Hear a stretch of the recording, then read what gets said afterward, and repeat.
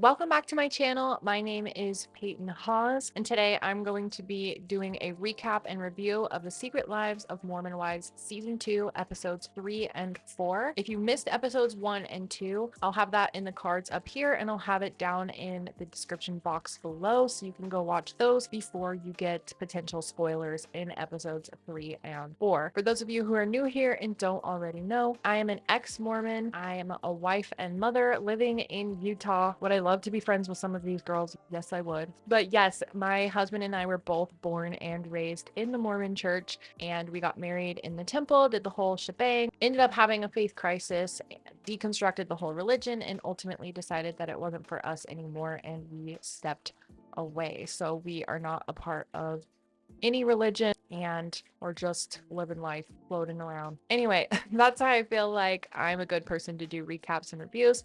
I can give a good insight into what kind of aspects of the girls' lives could be stemming from Mormonism or Mormon culture, and just my thoughts and opinions on all of it. And if I have any similar feelings, experiences, or stories, then I'll occasionally throw those in as well. If you like this kind of content, please like this video and don't forget to subscribe. And I just hope you stick around, and I just am excited to grow on YouTube. You guys really liked when I reviewed season 1 last year, and so that's why I'm here again. So without further ado, let's get right into episode 3. The heat is going down at this Halloween party, and everyone is telling Chase that he needs to leave, and his girlfriend left, and a real man would go after his girlfriend, all this stuff. And so he is storming out, and supposedly he touches Demi on the way out, pokes her in the chest and says, "Where's Brett?" or something like that. It was hard for me to tell from the camera angle, but can I just say, Demi went and told Brett what happened and how he put his hands on me, whatever. And she's like, "I'm seeing red," all of this stuff. I love the fact that she went and told her man, and without a second thought, he said, "Excuse me," and he stormed down the stairs, stormed outside, and said, "Did you touch my wife?" And, or I don't even think he said, "Did you?" It's just like, "Put your hands on my wife." I don't know. I just love that he immediately had her back and immediately went to protect her. And anyway, it was a whole thing.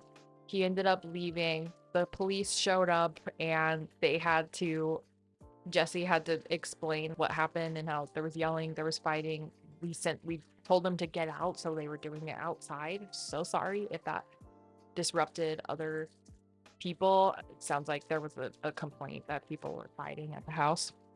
And he's like, "But I can assure you, they're gone now." And so the police left. It wasn't that huge of a deal, but I'm sure it was embarrassing for Jesse. But Demi and Jesse decide, let's try and lighten the mood. Let's do the whole Chippendales skit that we have, and let's just do this funny reenactment performance. And so they have Jen move to the guest of honor chair, and she's getting all excited. And the three guys come down. So it's Brett, Jesse's husband. I keep forgetting his name. I'm so sorry. I feel rude. And then they actually have someone hired from Chippendales that taught Brett and Jesse's husband how to do the dance. And they didn't really like dance on her that much, maybe for like a second, but for the most part, they weren't really touching her. They just got really close to her. And she was smiling and dancing and seemingly having a good time. And they mostly performed their dance just in front of Jen and in front of everybody else for them to all see. And I was like this the whole time. I was just watching Zach watch all of this go down, and I'm sitting here like this. And at some point, I was like this, literally staring at my screen like that, because that's how I felt watching Zach watch everything go down. And he was like, "I'm trying to be a good sport." But internally, he's freaking out. And that's something I was thinking about when it comes to marriage. If he wants to change aspects of himself for Jen to make the marriage work, especially if there are aspects of himself that he does not like, that he wants to be different, that's fine. That's one thing. I'm sure that that happens in a lot of people's marriages. But if he has to shut down true, genuine aspects of himself that are deep rooted values, like traditional Mormon values, and he's shutting that down for her, that's not going to work out. because that is him denying and pretending that he is not someone that he is. And you can't pretend to be somebody you're not for a long period of time. So that's not going to work out, in my opinion. Next is a scene where Michaela is doing Halloween with her kids and her sisters. And she's venting about some of her chronic health issues. Been having these skin challenges, and they've changed. She's tried to change so many aspects of her life physically with her diet, and it's not making the chronic skin problems go away. And a lot of times they're just getting worse. And she realized that when she feels like she's in a state of healthily expressing her emotions, her skin problems seem to fizzle. And when she's keeping everything bottled up and she's only allowing herself to feel like rage and anger, then it's all coming back full force and hard. And it's making me think of the book, The Body Keeps Score. And it's just kind of about how our subconscious mind holds on to traumas and things that we've experienced in childhood and our upbringing, where even if we're not consciously or actively thinking about certain things that have happened to us, our bodies can physically get ill and sick and react in these awful ways because of emotional distress. And at this point, I'm in tears watching the episode because she admits to having been SA and for around 5 years when she was young, and when she was 15 she decided this needs to stop, and she opened up to her mom about it, and her mom didn't believe her. And I was crying because I've been through very, very, very situations, plural, but one in particular where people didn't believe me, and shit's hard. This next scene was insane to me. It made every tiny ounce of hope that I had for Zach in trying to be better just completely crumble and fall to the earth. So Zach and Jen came together to talk about what happened at the Halloween party, and Zach was basically attacking Jen about how she has crazy ass friends and they're not good friends, and if he were in her shoes he would confront them or cut them off completely.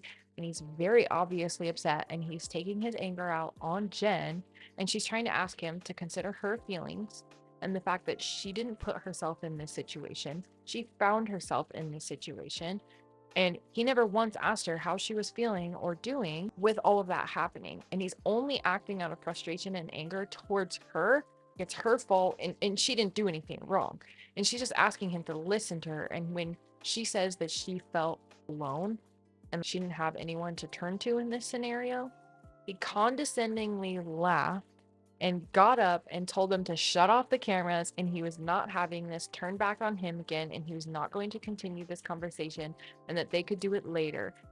I never trusted this guy. I wanted to believe that he could change, and I didn't believe that he had changed, but I was starting to believe that he was taking steps towards being better, and that he wanted to save their marriage and was willing to do the hard things to do that. Until after this scene.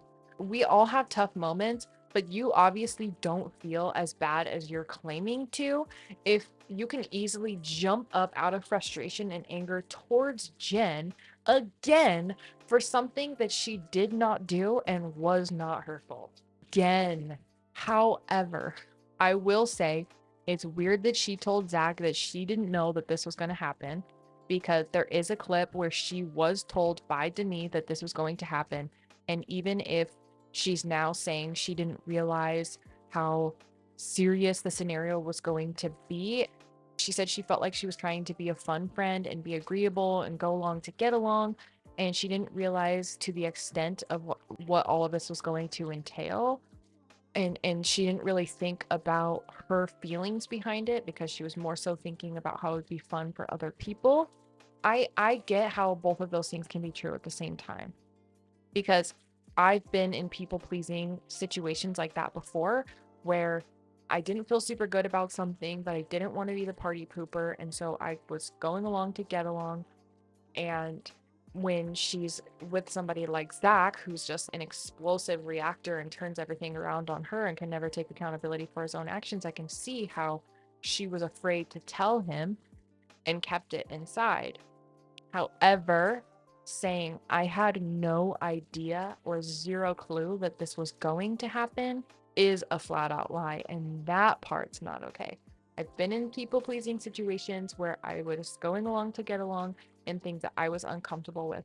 I've been in situations with, as a teenager, with my parents where I was afraid of how they would react to certain things, and so I kept my mouth shut.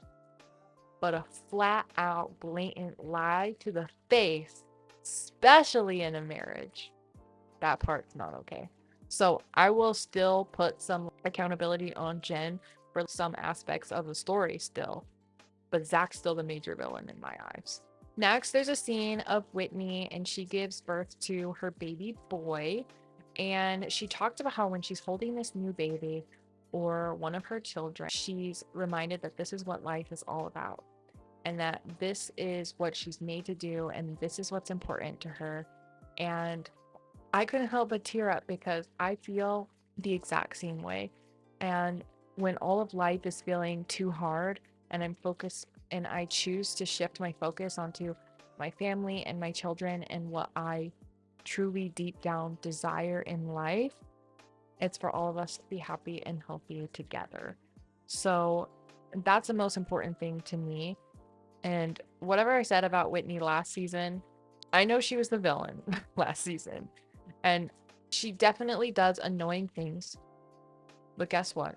I do annoying things too. And I'm sure whoever's watching this right now, that you do annoying things too. We all do annoying things. But I don't think anybody deserves to get the level of hate that a lot of people online can get.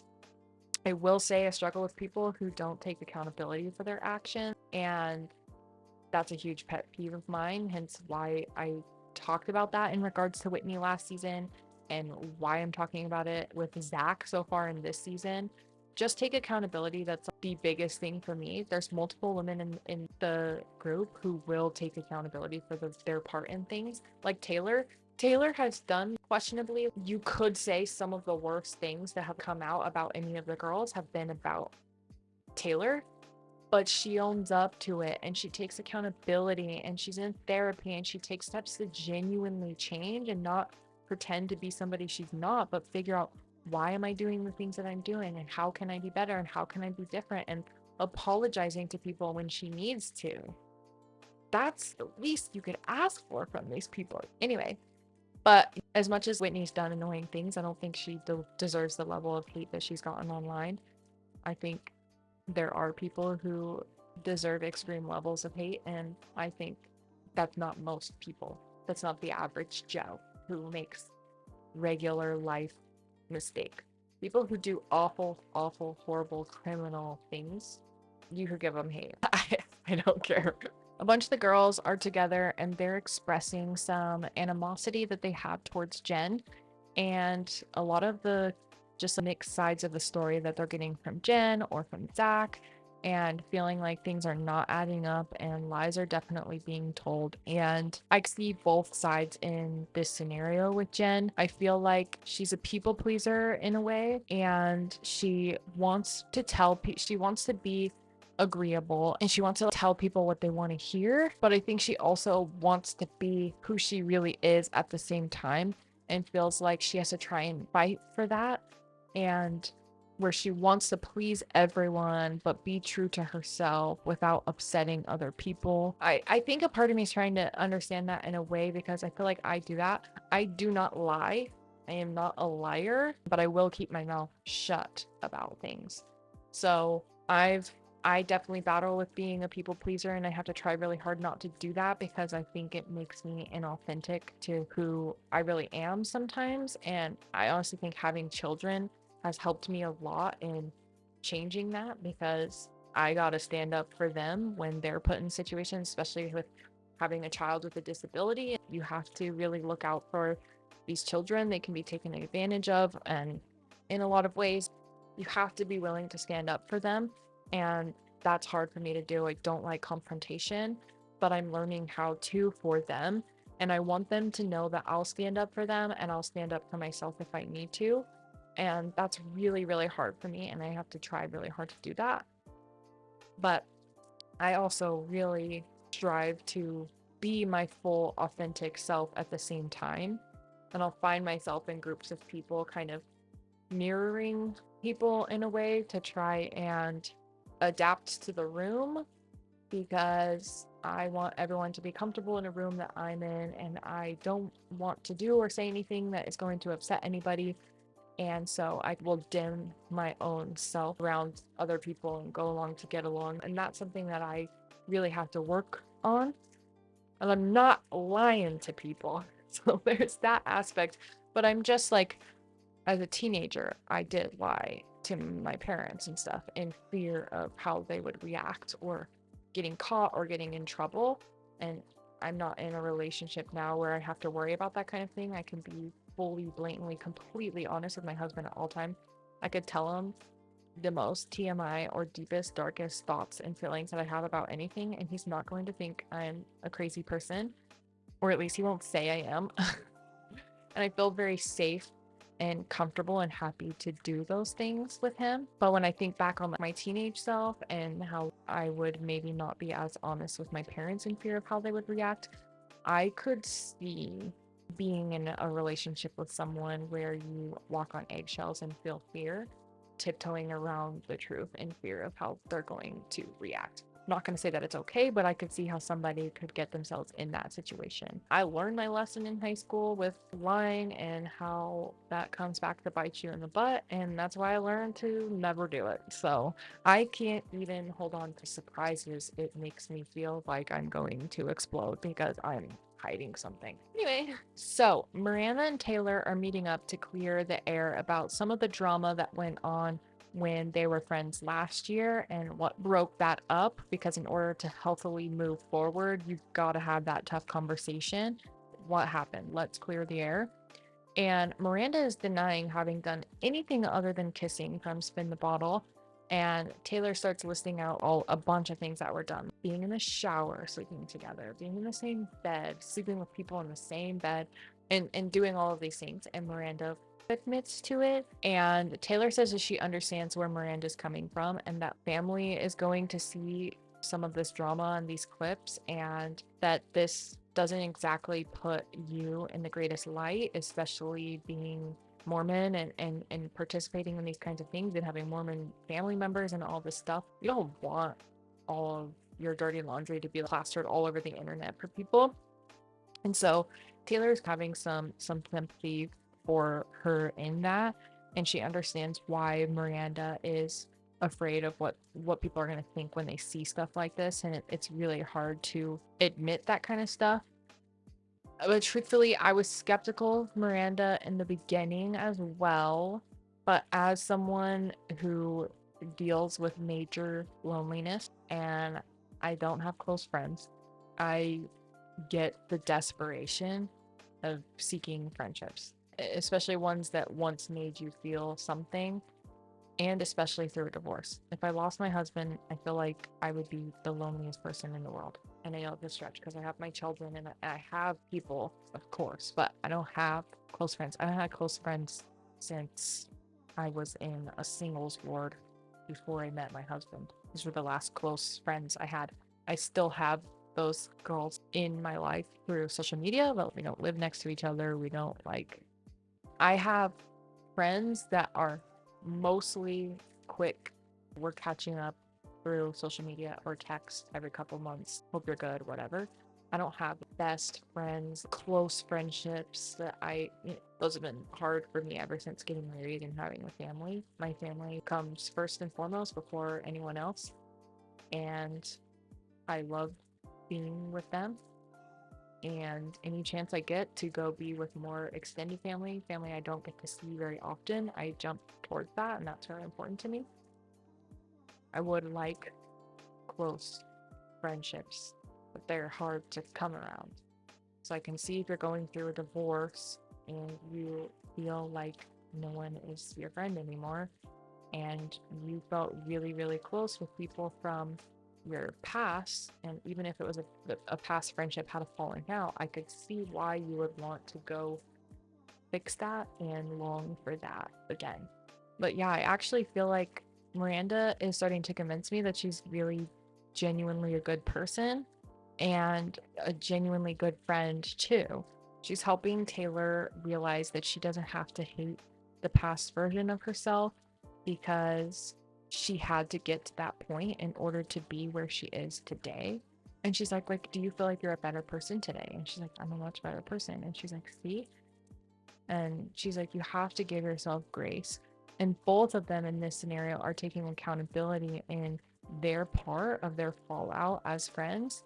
And that's honestly all I could ask for. I feel like you could do absolutely anything to me. And if you take genuine accountability and steps towards being better, that's the quickest and easiest way for me to forgive and move on.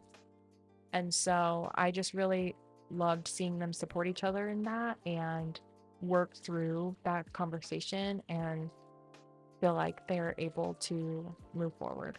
Next, we get Michaela going into a therapy session, and her therapist is none other than Natasha Helfer, I believe is how you say her name. But when I say I was really jealous, I was really jealous. I've literally looked Natasha up before trying to see if she did virtual therapy and if she was taking clients because I was personally interested, but she was not.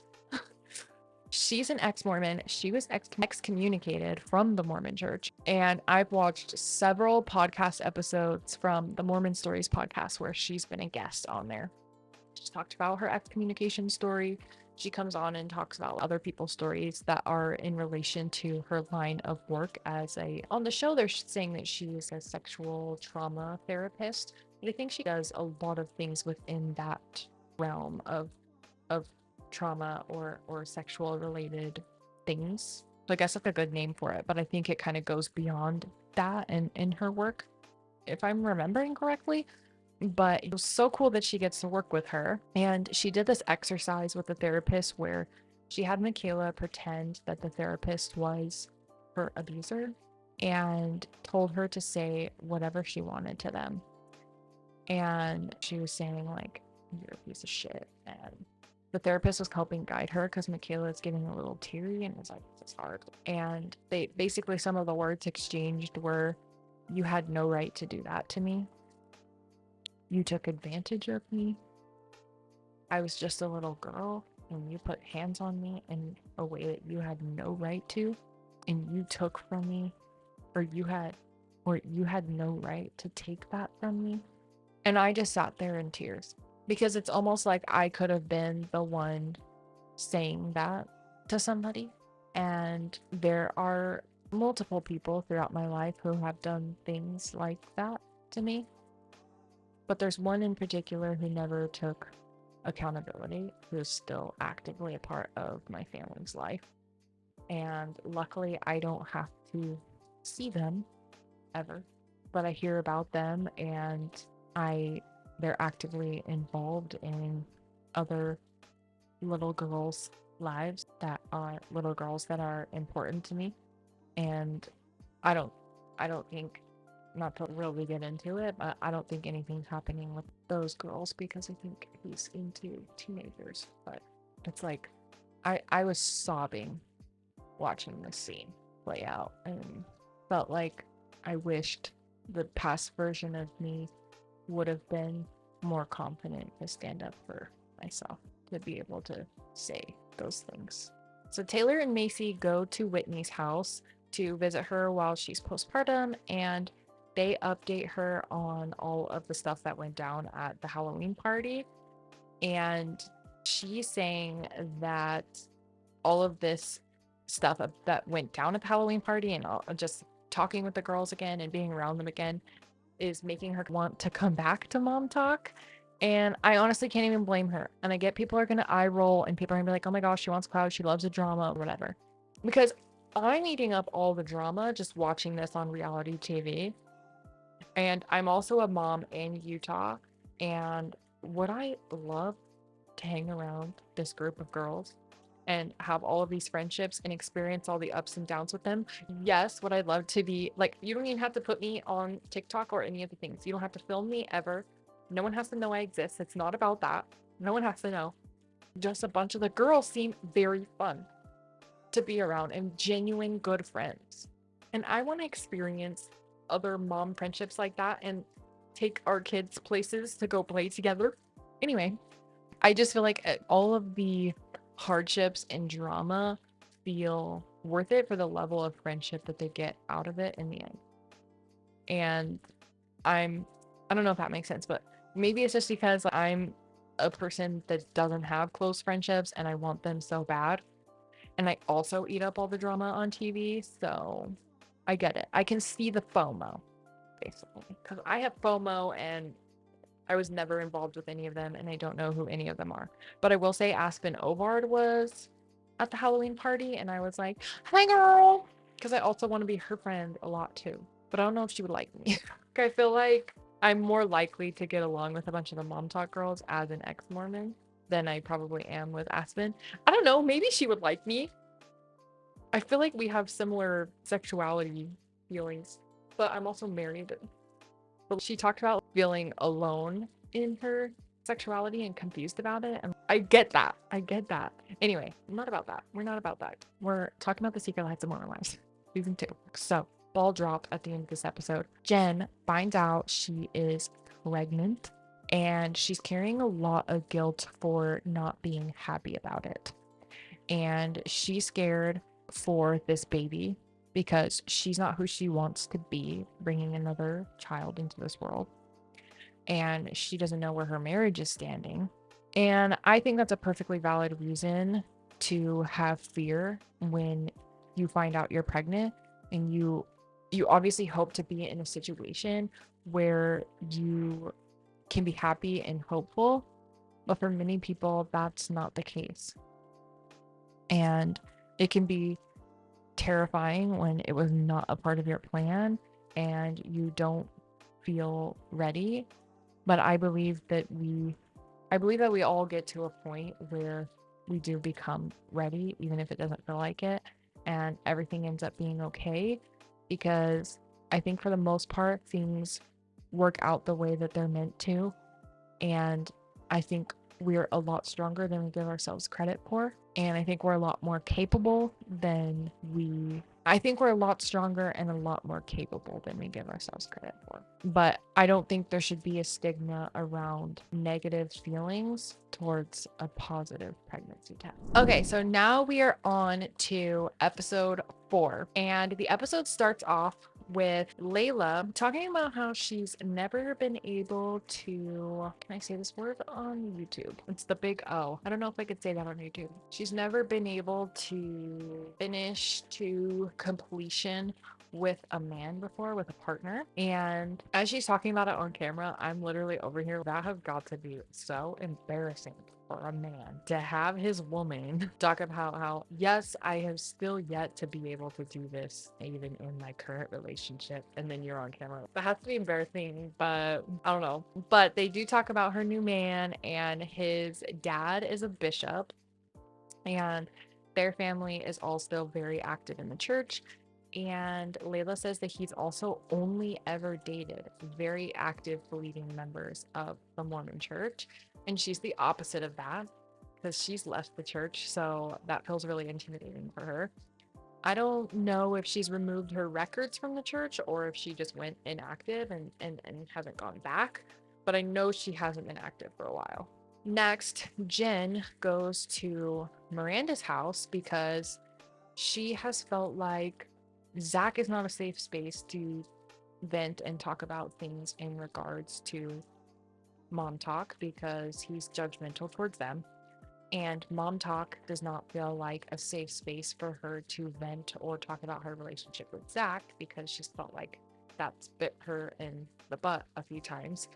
And so to me, it makes sense as to why she would feel like Miranda is a safe space to go to and just like a new ear to listen, a new shoulder, that just someone who's willing to listen and be there for her without judging other people or situations in her life, which makes sense to me. Now, she did start asking Miranda, like, when did you know that you were done, that you were ready for a divorce? And she asks, like, how is it co-parenting? Is that hard? And she's asking these questions as if she is preparing herself for a potential divorce and co-parenting. You can tell her mind has been in that area, like, what is my life going to look like if I make this decision? Because this is a life altering decision that affects me, my children, everyone. So you can tell she's running through those thoughts. My nose is itchy. Jen does open up that she's been struggling with her faith and her purpose in life.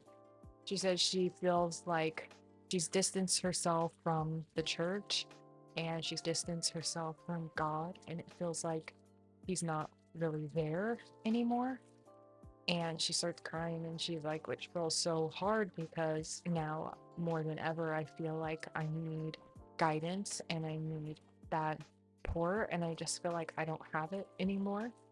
And I know people in the church are gonna be like, that's because you distance yourself from the church, and that's because you distance yourself from God. So of course he's not gonna talk to you and blah, blah, blah, because that's what they tell them in church. But really, I believe that so much of who God is a construct of our own minds and who we make God out to be in our minds.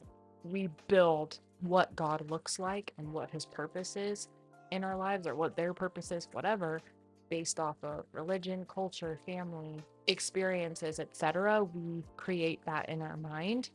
And if you start questioning, which I'm not saying we make up a God in our mind and that there's no such thing as a God. I'm not saying that at all because I don't know that answer. I don't know if there is or isn't one. I don't think we can know that until after we die. But I think it's fine to believe that there is one or believe that there isn't. I think that's fully an individual choice to make. But if you had a construct of a God, we'll use this Mormon God as an example, your entire life, and all of a sudden you start questioning their existence or if they were ever really there, you stop feeling that or hearing the messages that you thought you were hearing before, the inspiration, the spirit, whatever. You start losing that, and or maybe not even losing it, but questioning if you can trust your own internal voice anymore. Because before you could be like, this feels like the spirit, this feels like God telling me to do this. And now, if you don't, which can allow you to move forward with confidence, but now if you don't know if that's real or not, and you're wondering, has it been my own thoughts the entire time? It's a lot harder to trust your own self when you felt like answers you were receiving were from an all-knowing, all-loving God guiding you. And now you're like, is this just my own thoughts? Because if it is, like, how am I supposed to make these huge, important decisions that could bite me in the butt? And I just have a lot of sympathy for Jen in this moment because I, I've been there. My husband's been there. We know what that feels like to lose your idea of who or what God is. And it feels like the loss of a loved one because it's someone who's always been there for you, has always had your back, has been there from the day you were born, never left your side, carried you through your hardships in life and got you through all this stuff. And you're like, hold on, have I been alone all along? That is a really detrimental feeling. So, next, Zach invites Demi's husband and Jesse's husband to go golfing, and so that he could talk about the Halloween party stuff that went down. And he brings up the aspects of the Chippendales performance that made him uncomfortable. And Jesse's husband says that Jen was warned in advance about this stuff, so she needs to be able to take some accountability here for her part in that. But he did ultimately agree with Zach that he should have reached out and warned him ahead of time as well. He shouldn't have just assumed that because Jen knew that Zach would also know. And then Brett, Demi's husband, ask Zach if he could hold some room for nuance where Jen might be pivoting or adjusting a little bit of her stories when it comes to telling Zach in fear of how he might respond. And Zach agreed that there could be some gray area. And if any of that comes out that she did end up lying, that's going to suck, but that will be between them down the road when it gets there, if it gets there. And Brett promised Zach that if he felt for even a millisecond that this was going to cause turmoil or contention within him and Jen's marriage or within their relationship, or that this was going to turn into a whole thing, he would not have done it. And so, I don't know, I feel like this was a really good example of how it can be hard to have tough conversations and to have confrontation, but it doesn't have to always be like this whole thing. It does bring discomfort when you are being confrontational and talking about things that are difficult to talk about, or having to say, you did something and I did not appreciate it. That's a really hard thing to do, but it doesn't have to always end bad. And I think for the most part, people want to be liked and valued and appreciated. And I think if you're willing to be the kind of person that will stand up for yourself and say, hey, you did this and I didn't like that, I think for the most part, that's a respectable thing, because that person's not just going to go along to get along, is not going to like, that's something that makes me want to be better at being confrontational or standing up for myself and my children and things like that, because I want people to know that I'm going to be honest and I'm going to speak what feels truthful and right to me, and I'm going to stand up for what I feel is right, and I'm not going to let people walk all over me or manipulate me. I will stand up for myself. And I think that's a respectable thing, because it shows individuality. It shows who, like, more of your personality, what's okay with you and what's not, things that you like or don't like. I think it allows people to be able to see you a little bit more clearly, to have a better idea of who you are. Whereas if you constantly people please and go along to get along, then people might not fully trust you because they can't get a good read on you, because you're always just doing what everyone else is doing and okay with whatever's going on. So that's why I also want to be better at that. But next, Tater Tot, Taylor and Dakota go to a therapy session, and you get some clips of them in there. And Taylor voices all of her opinions about what went down at the Halloween party, and how what hurt her the most was not feeling supported by Dakota when she felt like she was getting fingers pointed at her by Chase and was being accused of lying about things, and that Dakota was seemingly taking Chase's side and was not having her back or defending her at all. Meanwhile, the other husband, like Demi's husband, went after Chase for poking her or touching her in a condescending way. And Jesse's husband was yelling at Chase to own up to what he just did and take accountability and apologize. And they could obviously see that Chase was displaying really toxic behavior, and they were standing up for their spouses and their spouses' friends. And Dakota was taking Chase's side and not standing up for Taylor. And she's like, my ex would have stood up for me. He would have had my back in that scenario. And where I definitely don't think it's kind to compare your current partner to a previous partner, especially out loud to their face. I think that's just rude, especially if you're saying a previous partner did something better than them. That sucks to hear, I'm sure. But I also do think it's a valid thing for her to think about and feel like, this is how I was treated in the past. This is what I feel I deserve. This is how my friends' husbands are treating them. And even though it's not good to like always compare people to other people, if you feel like you're seeing multiple examples of someone who is displaying an attribute that means a lot to you, or that is important to you, that's a value of yours, and your partner does not do that, I could see you wanting to bring that up. That hurt me. And so that makes sense. And Dakota started tearing up, and he was saying he feels like something he's always been really good at is having the people in his life's back and being able to be there for people whenever they need them, whenever they need him. And so he says that having not done that for Taylor in this scenario just really sucks, and he feels really guilty about it, and he was kind of teary about it. I still teeter back and forth on a line of how I feel about Dakota. Personally, I think he just has a lot of maturing to do. I don't think he's a garbage human being by any means. Has he done some garbage things? Yes. I don't think they're unforgivable. I personally wouldn't want to be in a relationship who was doing things like that actively, but I could see why Taylor would want a break. I could see why there are attributes to him that she loves and appreciates that make her feel safe, and why there are attributes to him that make her feel uncomfortable and he's not loyal or trustworthy and she needs the space. And compared to people she's been with in the past, I could see him being one of the better partners she's had, which is probably why it's so hard for her.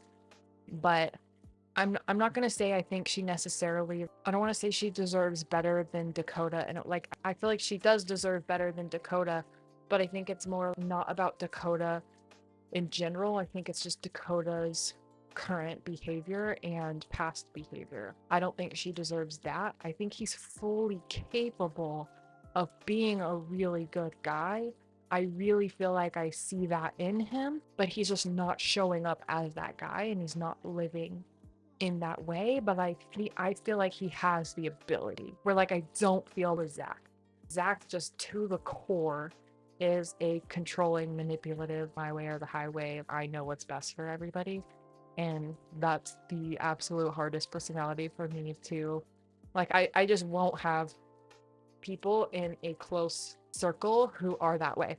I have people, friends and family, who are that way.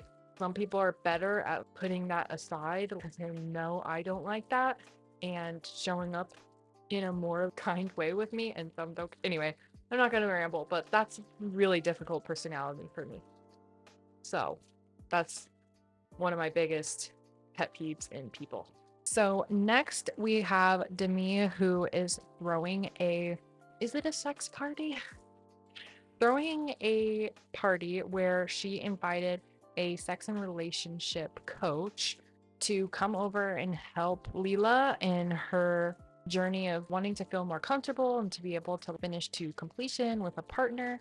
And all of her friends just thought it would be a fun idea to not only hire a person to help her, but also be there for her and support her and make it this fun party. Leela did a divorce party to celebrate the next chapter of her life, not celebrating the divorce and the end of a marriage, but celebrating the next chapter of her life and moving forward.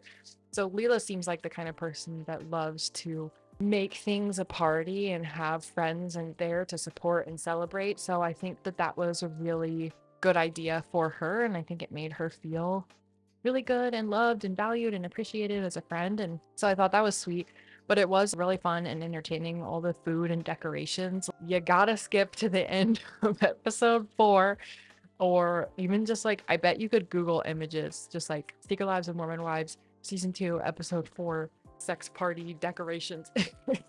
Who knows what the heck would come up on the internet for that. But anyway, the decorations were really entertaining and funny to look at, almost looking like bachelorette party type stuff. But they all get talking, and Miranda ends up mentioning that Jen had come over and had vented to her about some things. So people were wondering what she was saying. And Miranda talked about how she was asking questions about her divorce and co-parenting and all this stuff, and people were like she wanted to know for herself, she's considering that. And Miranda said it seemed like it, and people were like, oh my gosh. And some people seem to have sympathy for her, for Jen, in that scenario, and some people seem to still feel like, I just don't trust her, and they're just losing that for her, so they don't know what to believe. And I feel like everyone has a right to feel what they're feeling in this scenario. I feel like everyone's feelings are valid. The people who feel like they're losing trust for her, I get it. And the people who are feeling sorry for her, I also get it. I think there's room for everything. And I think Jen's feelings towards Zach and mom talk and her faith and everything she's experiencing, I also feel like she's valid. I feel like all of these things can be truthful, and that there can be space for all of these things at the same time, if that makes sense. But still, back to the party activities, they do some fun stuff where everybody starts wearing blindfolds and they start playing with different things like handcuffs and feathers and whips and just exploring different sensations. And it sounds like this huge thing that they probably could get really good trailer clips from that party, but they were really all just giggling and laughing and being silly about it and having a fun time in it. It looked really funny. I don't know if that makes sense, but they're like, it was just funny. And the therapist or the coach, she was asking like, what kind of things arouse you? What do you like? What makes you feel good? And some people were like, not Miranda, Michaela was saying massages feel really good for her, really sensual stuff like that. And Miranda was saying that she really likes dirty talk, audio type of sensations do that for her. People were just saying different stuff like that. And when they asked Layla, and the party's for Layla, they asked her what she likes and what makes her feel good. She was like, oh, well, when my partner is feeling good and enjoying it, that makes me feel good. And they're like, well, what makes you feel good that has nothing to do with your partner? What makes you feel good? And she sat there looking all around and biting her lip and awkwardly laughing. And it goes into a side interview where she's like, realizing that I literally couldn't even think of one thing that turns me on was such an eye-opener and was so concerning. But I will say that through some of the experimenting that they did at this party, Layla ended up leaving feeling like she had an idea on what kind of things she liked that she could experiment with her partner now and see if some of these new things that she's learned or can experiment with can help her overall. So she was really thankful for the experience and had a good time with it, which is what the whole point of it was. And I'm so sure that the majority of women in the Mormon church, I'm very sure that this party and these examples are things that they hate are happening with the name of the church. And I mean, they don't even like the name Mormon anymore, but I'm so sure that this whole party and stuff like this is the very reason they hate this show. And even though people on the show are Mormon, most Mormons are hating the show. But not all of them. I know some specifically that I have on my social media that do watch and enjoy the show. And I personally enjoy the nuance. There's people who are really conservative and love the church and all this stuff, and there's people who left the church, and there's people all in between, people who have different feelings about the word of wisdom and about modesty and what it means. I like that there are more nuanced examples of just different people on the spectrum of where their belief lies. So they're not saying, oh, this is what the church says and this is we live our lives fully and according to the guidelines of the church. Many of them are like, no, we want to see progress and change about some of these things that we feel are so ingrained in the culture that have nothing to do with the religion as to its core, and that we want to be a part of that change. So I admire Macy talks about that a lot too, and so I admire that. So now Macy is getting everyone together for dinner. She's doing seating assignments, trying to avoid sitting people together that don't want to be together. She's even invited Miranda and Whitney,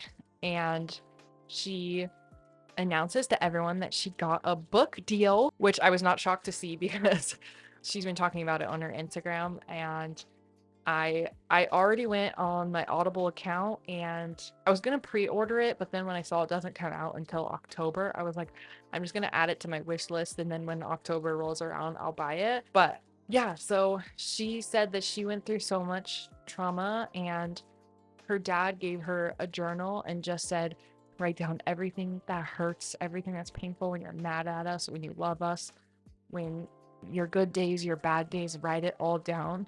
And maybe one day you can use this to help other people. And it was like when she found out she was pregnant and she wasn't married, and being Mormon, that is an insanely difficult thing to have to go through. And she just decided that she wanted to write this book, and she's been working on it for years and wants to share and connect with others who feel alone in their traumas and help them along their journeys. And if there's anyone who could gain anything from her experiences, she wants to be able to do that, which I love. I always talk about how I feel like I would release a book one day about things that I've gone through and overcome, and how I did that and what helped me. But the only thing that holds me back from that is that people don't know who I am, so who would care? But maybe one day people will know more of me and more of who I am and will be interested in that kind of thing. And then when that time comes, then maybe I'll release something similar. But yeah, so I really want to support her in that, and I'm excited. They end up doing another truth box, which last season turned into so much drama and so much went down, and it was a lot. So I was eager to see what kind of things were going to come out in this, where everyone writes a confession down and it's all anonymous. They just read them. And some of them are just kind of silly. One of them said, like, the first time they ever swallowed, they threw up immediately after. And I was like, oh my gosh. And then another one said that they've had sex in 5 different high school parking lots. And someone was like, 5? I just thought of every high school I could think of and wrote it down. I can't remember who said that. Oh, another one said they're trying to get pregnant, which I'm wondering if that one is Macy, because I know Jen is pregnant, but she hasn't told any of the girls yet. I know that Michaela ends up being pregnant, but I don't know. I feel like, at least through everything that they've been talking about in the episodes, it doesn't sound like she's trying to get pregnant. Where Macy, I know they had to do IVF stuff for their previous. Does she have 1 kid or 2? I can't remember, but I know she's wanted another baby and she is pregnant now, currently. So I just wonder if the I'm trying to get pregnant is Macy. And then there's another one that says, oh, their favorite sex is sex in a pool or a hot tub. And then the last one that they read off is that they said, I think Jen is fake. And I literally felt so sad for her in that moment, because I understand that there's some things that she needs to clear the air about and things that she needs to take accountability for. But the girl is going through so much traumatic life events right now and doesn't feel like she has a lot of people to turn to. And even if she does have a lot of people to turn to, but she just doesn't feel like she can, I think that's still valid. And as someone who deals with major, major loneliness, sometimes, a lot of times, I can't help but feel so sorry for her and the horrific life events that she's experiencing all at the same time, while feeling like she doesn't have anyone to lean on. And my heart breaks for her. And now she's pregnant and hormonal and no one knows. And people are just saying, like, I think she's fake.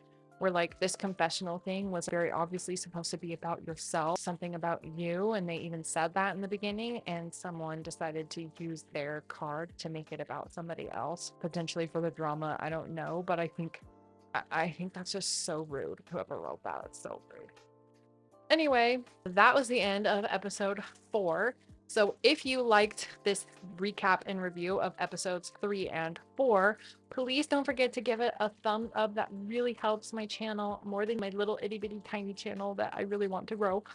And please subscribe and help this family to grow. And make sure you hit the notification bell so you'll be updated for when episodes 5 and 6 come out, because I'll be posting those soon as well. And thank you so much for watching, and I'll see you guys in my next video. Bye, guys.